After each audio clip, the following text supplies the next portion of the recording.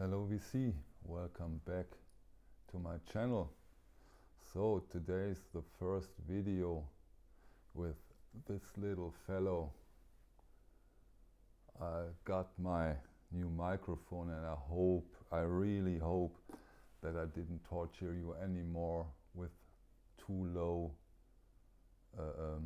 sound, and I hope that you don't have to adjust with other videos you watch. Okay, let's see. I hope it's better. Please leave down in the comments below if that had helped, and if it's if I should put up the volume more or if it's too loud now. We see, but we get there. We get there eventually. Okay, today's topic, quite controversial, but very interesting topic. A lot of people asked me to do to talk about those things more, and I will do this in this video. Today I will talk about two things. First, original against audiophile remaster, and second, my opinions about the price development from audiophile editions.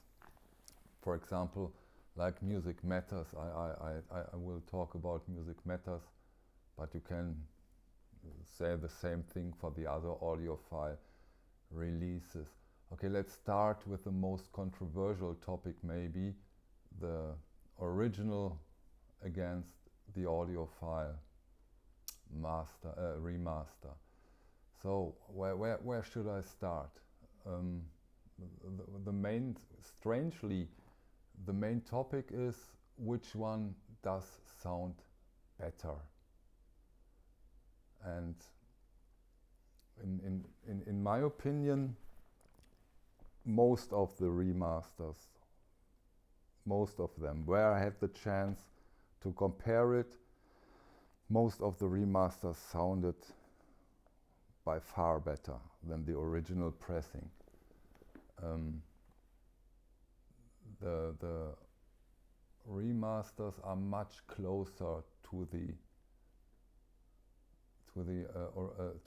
the master tapes, to the analog masters.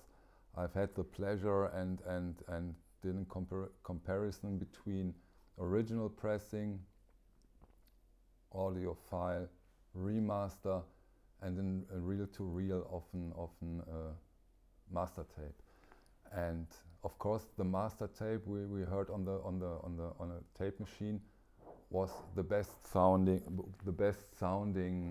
version.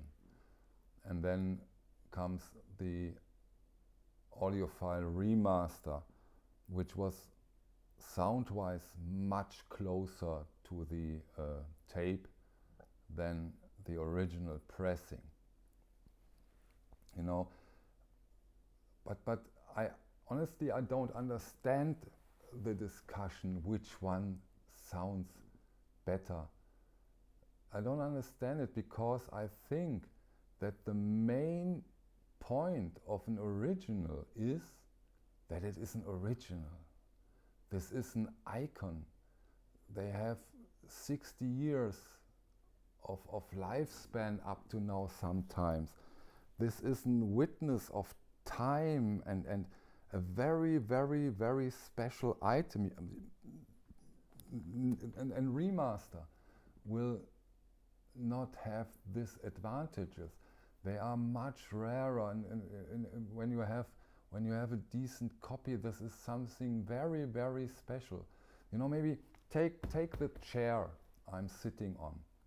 My chair is an Eames lounge chair, and this Eames lounge chair changed over time. When they start to build them, the people weren't as large as today, but they make them a little bigger, for example.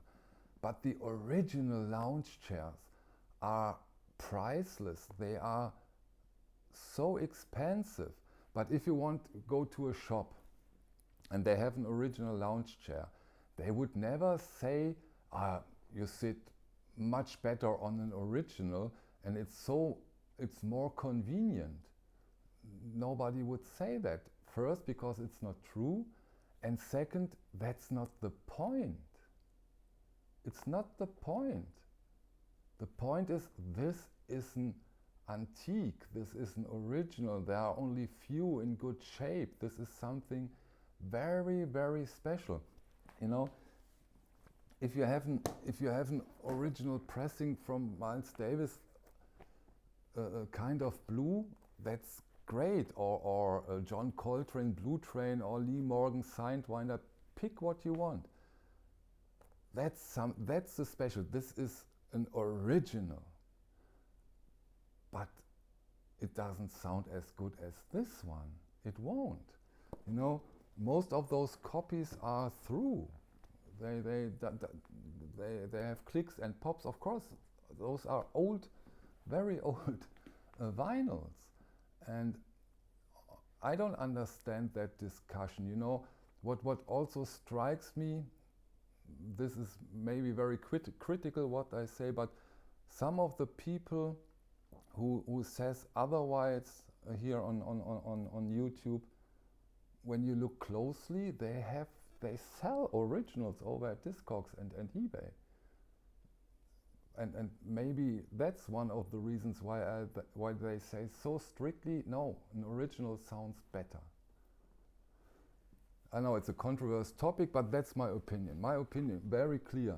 Most of the audiophile remasters sounds better than the original pressings. On the other hand, be careful.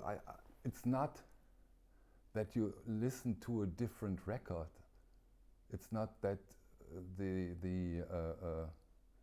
let's take a scale from 1 to 10. It's not that the original pressing is a 4 and the audiophile remaster is a 10. It's not that huge, of course. It's not that huge, but it is listenable, and the better your equipment is, the bigger the difference will probably be. So that's my thoughts about original pressings versus audiophile remasters. And then of course you have the prices. Those audiophile remasters are sometimes expensive from the beginning, but look at the prices from a lot of those originals. Sometimes they go into the thousands of dollars or euros. For example, there has been a Leonid Kugan classical vinyl original. Last month was the most expensive record sold over at Discogs, an original from Leonid Kugan, and it goes for 4,600 euros. That's a price. So I'm very too eager to hear your comments, what you think about this topic. Those are my 2 cents for now. Let's discuss. I love to discuss. The next very interesting question, which strikes me in the last days, is the following. I had the pleasure to be a short guest on the live stream Ron Beaudry does. By the way, if you've never done it, go into those live streams. Rachel does it, Ron Beaudry does it. Those are sometimes great. It's a lot of fun. I will put down links to their channels, and they do them quite often. Sometimes they go around 7 hours. It's quite fun. Join them if you want. They always have an open ear and an open slot for you. Very, very nice feature now inside the VC. I put down the links to those 2 channels I know of who does live streams. So maybe you like it like me. And the question which was raised was, how does those little fellows, the tone poets, affect the prices of for example, Music Matters editions? very interesting question. What does it mean? This one, for example, is out as an 80s series, this Basra. What does that mean to the sometimes extremely expensive Music Matters Jazz editions? What happens when, for example, John Coltrane Blue Train comes out as a tone poet? Does the prices go down, or do they raise, or do they stay the same? And of course, the first thought is, okay, if it's out as a tone poet, you have enough stuff, you can buy it, you can get it for around, let's say, $30. And why should I pay for an SRX or an 45, $200, $300, $350? Makes no sense. But on the second hand, I thought, and I think, and I believe that those tone poets, for example, or the 80s series, they will widen the market. I think that more people, just quantity, more, they will sell more. The market opens to more people, and more people get into this kind of stuff and discover how great the music is, how beautiful they sound, and that it's worth it. And when there are more people, the market is bigger. And those Music Matters Jazz, those SRX, or those Miles Davis from MoFi, or the analog productions, have a very small amount. Look them up over at Discogs, for example, from this Basra over at Discogs, there is one. Today, the 5th of October, there is one edition you can buy for, I think, around $240. And this will stay this way. Maybe the prices even go higher because the demand gets a little up. And it doesn't have to get much more demand to raise the prices, because there are only very few items out there. It's not much. Look for example, Bob Dylan, MoFi, Highway 61 Revisited. There are, I think, 7 or 8 albums out there from the MoFi editions, and they are now, within few weeks, it's out of print, they are now around 175 euros. The prices explode. Imagine how many people you need in that market to raise the demand and to raise the prices. So I don't think that the those new releases, for example, from the tone poets, will take off some pressure. I think they will, or they maybe they will even add pressure, so that the prices will raise even more, because those 45 round per minute does sound slightly better than the 33 round per minute from the tone poets or the 80s series. Of course, there are always exceptions. Sometimes it happens that the 33 sounds better than the 45. There are very, very few examples, but in general, the 45s sounds better.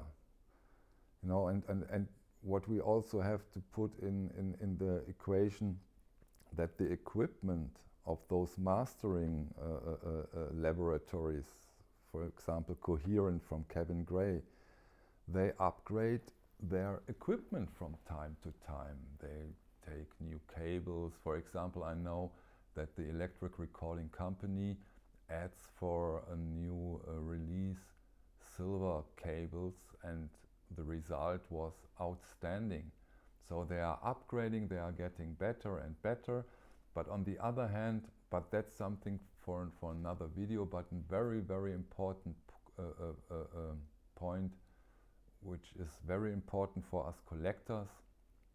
The tapes are deteriorating every minute. They are getting worse. And every new remasters diminish the possibilities of those tapes even more. So I don't know how many remasters and reissues they do have in them, but we will see that maybe, I'm quite sure that those are the last possibilities. There are not many more possibilities to do them over and over and over again. But again, that's another topic, and I hope my sound has improved now. I hope you don't disagree with me too much, and as always, thank you very much for your time. Hope to see you on my next video, and let's discuss down below. Thank you. Bye.